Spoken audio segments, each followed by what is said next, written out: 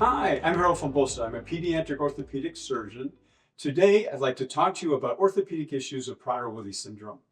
The main orthopedic issues seen in children with Prader-Willi syndrome are developmental delay, flat-footedness, low tone, hip dysplasia, and spine deformities, all of which we'll be discussing.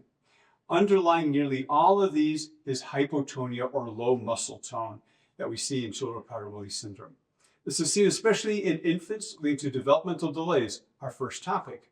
Milestones can take twice as long in children with Prader-Willi syndrome compared to typically developing children. Children with Prader-Willi syndrome start sitting at an average of 12 months compared to 6 months for typical children. And walking starts on average at 27 months compared to 12 months. To address this, we need plenty of therapy, starting as soon as possible when the baby comes home, and emphasizing gross motor skills such as crawling and fine motor control of hands and speech. If the child is not showing progress towards walking by 16 to 18 months, I prescribe ankle-foot orthoses or AFOs to help stabilize the ankles and indirectly the knees. These should have a solid ankle to provide the best support for the standing child, allowing them to progress to independent walking sooner. In my clinic, the motto is, first we get them up walking any way possible, then we work on points for style. Here's what a solid AFO looks like, supporting the weak ankles. Hinged AFOs work well for conditions like cerebral palsy, but do not stabilize the ankles well in children with Prader-Willi syndrome. Now let's talk about pes planus or flat feet. This child with Prader-Willi syndrome demonstrates typical flat-footedness with the heel rolling to the outside and the front of the foot drifting outwards. Because of their hyperflexibility and low muscle tone, children with Prader-Willi syndrome frequently have flat feet. This leads to poor foot positioning with walking and running, and discourages reaching with the hands because they're worried about losing balance. The treatment is bracing, rolling the heels underneath the ankle and straightening out the front of the foot. The bracing can be with supramalleolar orthoses, otherwise known as SMOs, or UCBLs. If the child was using AFOs, we look to transition them once they are walking well independently. This is what an SMO looks like. It comes above the ankle bones, which are called the malleoli. What I don't like about the braces is that they don't extend the full length of the foot, so that the forefoot can still drift outwards. I favor a brace that corrects the heel position underneath the ankle and pushes the forefoot over, which is why I like the UCBL. Now, I want to talk a little bit about the adults. This is a gait cycle. The important points are here, called double stance support, where the front foot has just hit the floor and the back foot hasn't come up yet. When the back foot comes up, it pushes off, giving power to the foot, to the body as it moves forward. Adults with Prader-Willi syndrome have similar walking patterns to obese adults or the elderly, with short steps, spending more time in double stance phase. They also have less knee and ankle motion. They have poor push-off, both due to ankle weakness and the flat foot shape. Physical therapy should emphasize ankle strengthening and working on balance. There might also be a role for bracing to make the gait more efficient in some cases. Now let's move on to osteoporosis and Prader-Willi syndrome. Some quick definitions. Bone mineral density. That describes the amount of calcium and other minerals within the bone. Osteopenia is defined as bone mineral density loss of less than 2.5 standard deviations below what is average. Whereas osteoporosis is bone density loss of more than 2.5 standard deviations below the normal. Some studies of adults with Prader-Willi syndrome have found that 54% of adults have osteopenia and another 14% have osteoporosis. It is unclear if children with Prader-Willi syndrome have normal bone density. Growth hormone seems to help with bone density, but only if it is started early in infancy. Exercise programs help to increase the bone mass. Adolescents show a gradual decrease in bone density, probably related to incomplete pubertal development and decreased sex hormone secretion. Therefore, treatment should be growth hormone, vitamin D and calcium supplementation, and activity, especially that against gravity. There should be an awareness of possible bone fragility, as in planning for surgery or knowing that a child who is favoring a limb may actually have a fracture that's gone unappreciated because they have such a high pain threshold. Adults on growth hormone show no increase in bone density. Women on sex hormone replacement therapy for hypogonadism had increased muscle mass and bone density. In these studies, though, men did not, and the thought was that maybe because the dosage wasn't high enough in their sex hormone. The recommendations are to continue growth hormone in adulthood, continue with vitamin D and calcium supplementation, screen for hypogonadism, and treat that with supplementary sex hormone if needed. Adults should have their bone density screened regularly as well. Next, we move on to hip dysplasia.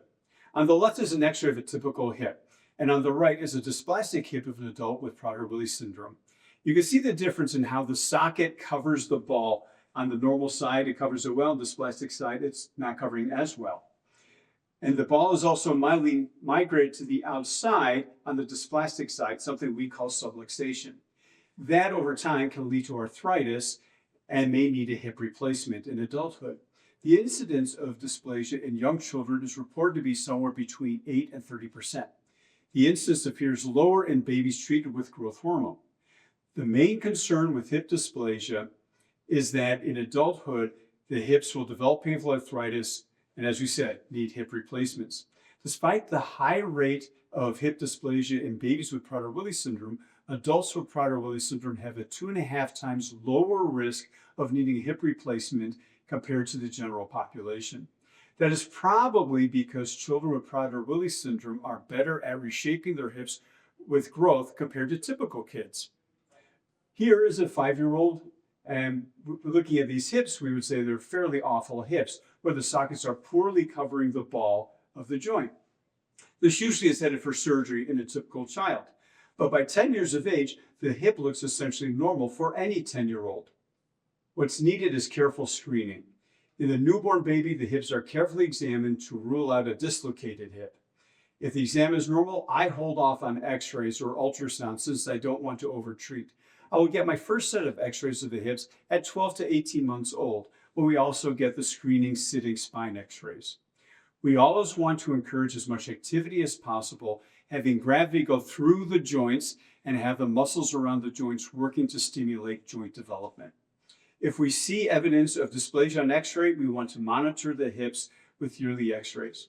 Only if the hip stops improving or if subluxation, sliding of the hip outwards, occurs, is there any indication for surgical correction.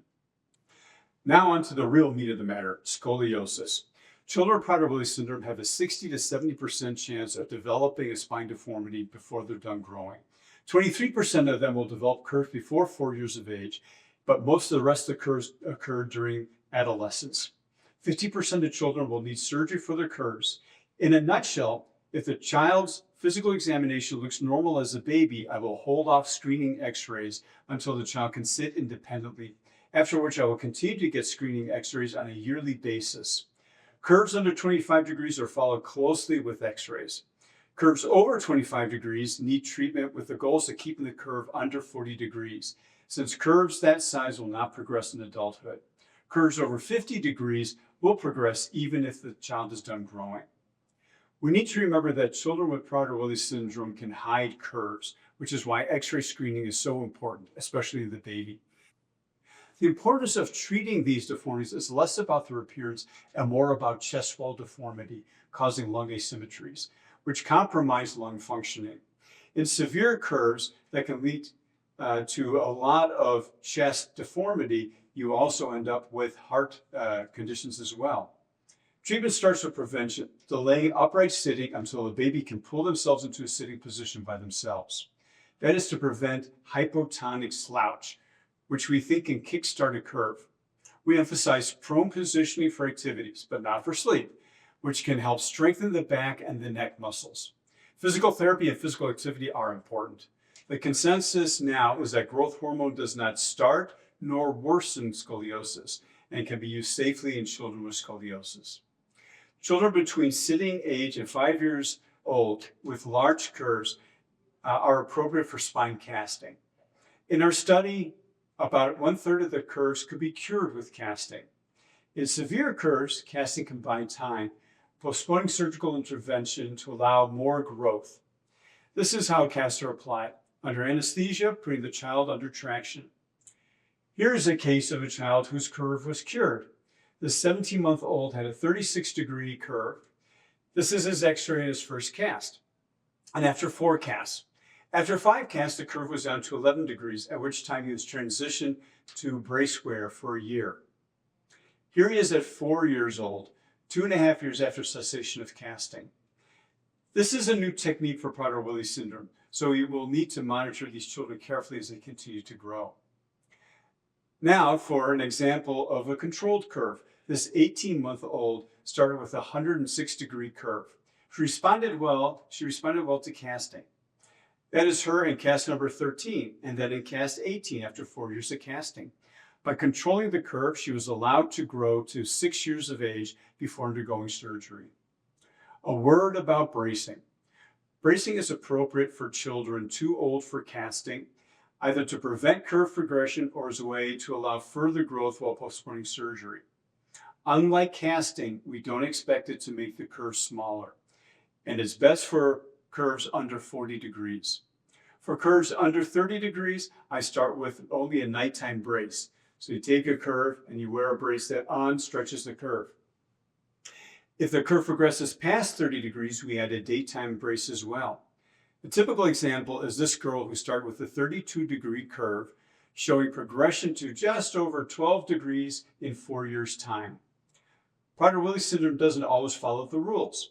As with this 5-year-old girl with a 46-degree curve and nice flexibility.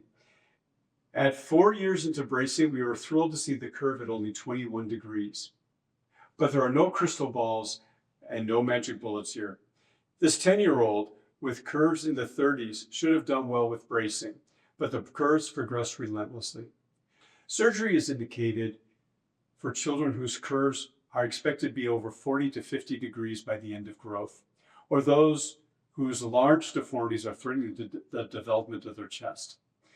The goal of the growing spine is to provide its support but allow it to keep growing. The goal with the nearly mature spine is to align it permanently in a stable position. We want to concentrate on correcting the side-to-side deformity of the scoliosis, but more importantly is to end up with a well-aligned posture when looking at the child from the side. We need to stay aware that there is a high complication rate for scoliosis surgery in Prader-Willi syndrome. For the growing spine, a non-fusion spinal instrumentation surgery allows the spine to continue to grow. Here's my first patient with Prader-Willi syndrome with a manually expandable implant. That meant that twice a year we had to go to the operating room to lengthen out his spine. Here he is at 16 years of age at the end of treatment. Now, though, most of the cases are addressed with magnetically actuated rods that can be lengthened in the clinic with an external electromagnet, such as with this 10-year-old boy and his severe curve. Here he is right after the rods were placed, reducing his curve down to 55 degrees. You can see much improvement that he had after just 2 lengthenings.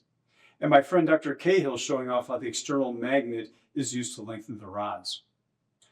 On the other hand, when the curve is going to be greater than 50 degrees at the end of growth and the child does not have much growth remaining, a simple fusion of the spine works well. These are rarely urgent cases, and I try to allow as much growth physically and emotionally as possible. The newer techniques work well, as with this 15-year-old girl with a 67-degree scoliosis. Her shoulders are not well centered over her pelvis, and she has an exaggerated kyphosis. 4 years after her fusion, she is much better balanced on both views. Let me try to summarize my protocol for children with Prader-Willi syndrome. As newborns, they need a very thorough physical examination, particularly of their spine and their hips. But no x-rays are needed unless there is an abnormal finding on the examination. We start therapies, emphasize stimulation and activities. Delays are expected in upright sitting, and we want to keep them down as long as possible until they are able to pull to a sitting position by themselves. Once they do start sitting on their own, I will obtain my first set of screening sitting spine x-rays, as well as a supine pelvis radiograph. For the spine, 25 degrees is the break point, below which a curve can be observed, but over which a curve needs to be treated, which in a young child means casting. As for the hips, as long as there is no subluxation with the hip moving out of the joint, we will continue to monitor the hips yearly. And I prescribe AFOs if the child is not walking by 16 to 18 months. Once they are walking, we evaluate for flat-footedness. In scoliosis, if no curve is seen, I recommend yearly x-rays until they are 4 years old, and again, stringent monitoring at about 8 to 10 years of age. Curves identified between sitting age and about 5 years are appropriate for casting. Bracing is preferred for curves up to about 50 degrees. Expandable implants are for large curves in children between 5 and 10 years of age, with spine fusions best for children over 12 years of age. The spines in adults should be routinely radiographed to rule out curve progression, somewhere between every 5 years if there's no to mild curves, to yearly for more significant curves. Initial hip screening x-rays are done at the same time as initial spine x-rays in the babies. If dysplasia is identified, the hips are followed yearly unless subluxation develops or the improvement in the hips plateaus, which may be an indication that surgical intervention is needed. In under-resourced areas, it may be difficult to get braces or surgery. Remember that therapy and activity are the most important treatments. Make sure the child is strong and keeps lean. I hope you have enjoyed this talk, and I look forward to hearing from you with questions if you have any.